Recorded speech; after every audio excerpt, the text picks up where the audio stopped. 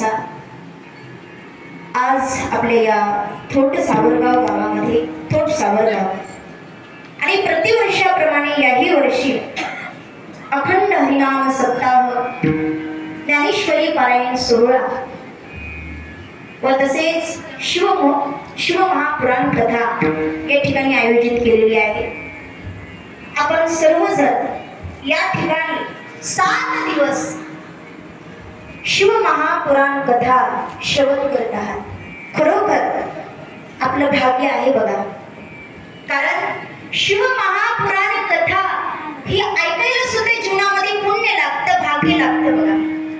भाग्य दैन बहुजन्म समर्जितेन सतसंग मम च लभते पुरुषो यदा यज्ञान हेतु कृत मोहम्मद अंधकारनाशम विधाय हित तो दैत्य विवेक हरे.